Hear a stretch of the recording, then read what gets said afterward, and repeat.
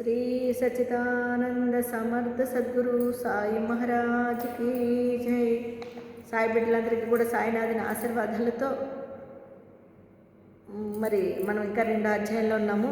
2వ అధ్యాయంలో ఎక్కడి దాకా వచ్చామంటే నానా సాహిబ్ దీక్షిత్ గారు హేమంత్ పంత్ గారిని రిసీవ్ చేసుకునేంత వరకు ఉన్నామండి. 1910లోని సాటేవాడ అని ఒక వాడ నిర్మించబడింది. ఆ వాడ వరకు వచ్చారు. ఆయన టాంగాలో దిగారు, అంటే గొరబండి అంటారు. దిగిన తర్వాత ఈయన రిసీవ్ చేసుకున్నారు. కానీ దిగిన వెంటనే హేమంత్ పంత్ గారికి బాబాగారిని దర్శించుకోవాలని చెప్పి చాలా ఆతృతగా ఉన్నారు. అప్పుడు వెంటనే మసీదుకు వెళదాము, మరి బాబాగారు అక్కడే ఉంటారు కదా అనే ఉద్దేశంతో బయలుదేరుతారు.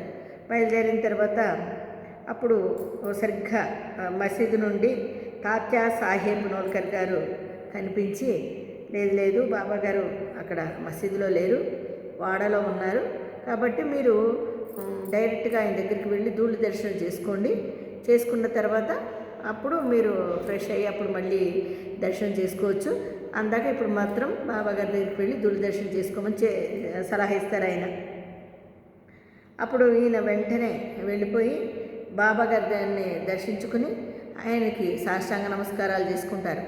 చేసుకున్న వెంటనే ఆయనలోని అసలు తెలియనంత ఆనందము ఉప్పొంగిస్తుంది. ఆయనకి సాష్టాంగ నమస్కారం చేసుకోగానే హేమంత్ పంత్ గారిలో ఎనలేని ఆనందభరితుడవుతాడు అనమాట ఆయన. అసలు నానాసాహెబ్ గారు చాందోర్కర్ గారు చెప్పిన దానికన్నా కూడా ఎక్కువ రెట్లు అనుభవమైనది, అంటే ఆనందంతో ఉక్కిరిబిక్కిరి అవుతూ ఆయన అంటాడు, ఆయన చెప్పిన దానికన్నా ఎక్కువగా నేను అనుభవిస్తున్నాను ఆనందాన్ని. నా సర్వేంద్రములు తృప్తి చెందినవి, ఆకలి తెప్పికలు మరిచితిని, మనస్సుకు సంతృష్టి కలిగినది. బాబా పాదములు పట్టిన వెంటనే నా జీవితంలోని గొప్ప మార్పు కలిగినది. నన్ను షిరిడీ పోవమని ప్రోత్సహించిన వారికి నేనెంతో రుణగ్రస్తుడను. వారే నాకు నిజమైన స్నేహితులుగా భావించి వారికి నేను నా యొక్క ఆత్మతో, అంటే వాళ్ళకి సాష్టాంగ నమస్కారాలు అర్పించుకుంటున్నాను. నాకు తెలిసి సాయిబాబా దర్శనము మనస్సుల్లోని ఆలోచనలు మాయమైపోయి మన వెనుకటి పాపకర్మములు తగ్గిపోయి క్రమముగా ప్రపంచమందు విరక్తి కలిగి నా పూర్వజన్మ సుకృతముతో నాకు ఈ దర్శనము లభించినందుకు నాకు అసలు ప్రపంచాన్ని జయించినంత ఆనందంతో ఉక్కిరిబక్కిరి అయిపోతూ బాబాగారి దగ్గర అసలు ఆయన చెప్పలేమండి, ఆయన ఆనందానికి అవధులు లేవు. అసలు అంత తృప్తి పడిపోయాడండి ఎవరు, హేమంత్ పంత్ గారు ఆయనతో. మరి అప్పుడు ఇంకా వాడలోకి వచ్చారు. వాడలోకి వచ్చిన తర్వాత నేను ఆయన షిరిడీ చేరిన రోజే నాకు బాలాసాహిబ్ బాటేకు గురువు యొక్క ఆవశ్యకత గురించి గొప్పగా వాగ్వివాదం జరుగుతుంది. ఆయన వచ్చిన రోజు మామూలుగా వీళ్ళని కలుస్తారు. కలిసిన తర్వాత వాడలోని వీళ్ళు ఒకళ్ళు అంటే నలుగురు కలిసి చర్చించుకుంటాం కదండి ఏదైనా విషయాన్ని, ఆ విధంగా వారు చర్చించుకుంటూ మాట్లాడుకుంటూ ఉన్నారు. ఏమని మాట్లాడుకుంటున్నారంట, ఈయన అన్నారు హేమంత్ పంత్ గారు, స్వేచ్ఛను విడిచి ఇంకొకరికి ఎందుకు లొంగి ఉండవలేను, నేను వాదించింది అలాగా, అంటే ఈయన వాదించారు అలాగా. మన కర్మలను మనమే చేయుటకు గురువు యొక్క ఆవశ్యకత ఏముంది, అంతే కదండి. మరి మన కర్మలను మనమే అనుభవిస్తున్నప్పుడు గురువు యొక్క ఆవశ్యకత ఏముంటుంది, ఆయనది ఏముంటుంది, మనమే కదా మన కర్మని చేసుకుంటున్నట్టు అని ఈయన అన్నారు. మరి మనంతటా మనము కృషి చేసి ప్రయత్నించిన జన్మ దుఃఖములు తప్పించుకోగలము. అంటే మనంతటా మనము చేసి మనము వేరే వాళ్ళ మీద పెట్టకూడదు కదా, అదే భగవంతుడి మీద మనం చేసాం కదా కర్మలు. మరి ప్రయత్నించి జన్మ దుఃఖములు తప్పించుకోగలము. ఏమీ చేయక స్వామిగా కూర్చున్న వారికి గురువు మాత్రం ఏం చేస్తాడు, మనము ఏదన్నా చేసి కదండి భగవంతుడికి నమస్కరించి పూజించుకొని, స్వామి నీవే ఉన్నావని సరెండర్ అయిపోతేనే కదా ఆయన మన యొక్క బాధని, అది ఏమీ చేయకుండా సోమరిగా నాకేం పర్వాలేదు అన్ని దేవుడే చూసుకుంటాడంటే ఆయన ఎలా సహాయపడతారండి? అది ఎంత మూర్ఖత్వం. ఈయన స్వేచ్ఛాపక్షమున వాదించారంటండి. ఇలా ఆ బాటే ఇంకొక వాదన, ఇలాగే పెద్ద పెద్ద వాళ్ళు అందరూ కూర్చుని ఒక 10 మంది చేరి రకరకాల వాదనలతో వాదించుకుంటూ 1 గంట వరకు వాదించుకుని అలసిపోయారండి వీళ్ళు. అలసిపోయి మనశ్శాంతి తప్పింది వాళ్ళకి. మరి అంతే కదండి, ఎక్కువ మాట్లాడుకుంటే అన్నశ్రీగా నీరసం వస్తుంది. కాబట్టి వీళ్ళకి మనశ్శాంతి తప్పి దేహబుద్ధి అహంకారము లేకున్నచో వాదనకు తావు లేదని ఇందులో ఏం తెలుసుకున్నారండి? ఇంతకీ గంట సేపు వాదించుకుని నీరసం వచ్చిన తర్వాత వాళ్ళు ఏం తెలుసుకున్నారంటే, అనవసరంగా మనము ఎనర్జీ వేస్ట్ చేసుకున్నాము, కానీ దీనివల్ల అన్నశ్రీగా మనకి ఏం కలిసి వస్తుంది, ఈ అన్నశ్రీ వాదన వల్ల మనకేం కలిసి వచ్చింది అని చెప్పి అనుకుంటూ నిజంగా పనికిమాలిన వాదనలకి అనవసరంగా ఎటువంటి కారణము లేకుండా, అంటే ఈ యొక్క అహంకారం లేకున్నచో మనకి, అంటే మనలో అహంకారం ఉంటేనే కదండి ఈ వాదనలు వస్తాయి. అహంకారం లేకుండా ఉంటే దానికి తావే లేదు, ఈ వాదనకి తావే లేదు. మేము మసీదుకు వెళితిమి. కారణము 1000 ఏళ్ల వివాదములకు మూల కారణము మన అహంకారమే. అంతే కదండి, మరి 1000 ఏళ్ల మూలాలకి కారణం ఏముందండి? అహంకారమే. మేము మసీదుకు వెళితిమి. బాబా కాకాను పిలిచి ఇట్లా అడిగాను, వాడలో ఏమి జరిగినది? ఏమిటా వివాదము? అది దేని గురించి? ఈ హేమంత్ పంత్ ఏమంటున్నారు అంటున్నారండి ఆయన. చూడండి ఎంత గొప్ప. ఈ మాటలు విని నేను ఆశ్చర్యపడిపోయాడండి. ఈయన హేమంత్ పంత్ గారు, ఇదేంటి ఈయన ఇలాగంటున్నారు? అక్కడెక్కడో జరిగిన వాదన ఈయనకి ఎలా తెలిసింది? నిజమే, ఈయన మామూలు వారు కాదు, సర్వజ్ఞుడై ఉండవచ్చును. మా వాదనను ఇట్లు గ్రహించెను, బాబా మన అంతరాత్మపై అధికారి అయ్యి ఉండవచ్చును. నిజమే కదండి, మన అంతరాత్మ మీద అధికారి కాబట్టి ఆయనకు అన్నీ తెలుసు, సర్వాంతర్యామి సద్గురు సాయినాథుల వారు. మరి ఆ తర్వాత ఈయన ఆలోచించడం మొదలుపెట్టారండి. నిజమే కదా, నాకు హేమంత్ పంత్ అని బిరుదు ఎందుకు ఇచ్చినట్టు? ఈయన ఏదో కారణం లేకుండా ఇవ్వరు కాబట్టి ఆ కారణం ఏమై ఉంటుంది అని తెలుసుకుంటే, ఏమాద్రి పంతు అంటే దేవగిరిలో, అంటే దేవగిరి అనే ఊరికి చెందిన యాదవ వంశ రాజునకు హేమాద్రి పంతు ప్రధాన మార్చుడు. అంటే ఆ ఊరికి ఆయన హేమంత్ పంతు అనే ఆయన ఆ ఊరికి యాదవ వంశ రాజులకి ప్రధాన మార్చుడు, అంటే గొప్ప వ్యక్తి. నిజంగా ఆయన ఎంత గొప్ప వ్యక్తి అంటే, గొప్ప పండితుడు, మంచి స్వభావం గలవారు, చతుర్వర్గ చింతామణి, రాజ ప్రశస్తియను గొప్ప గ్రంథములు రచించిన వారును.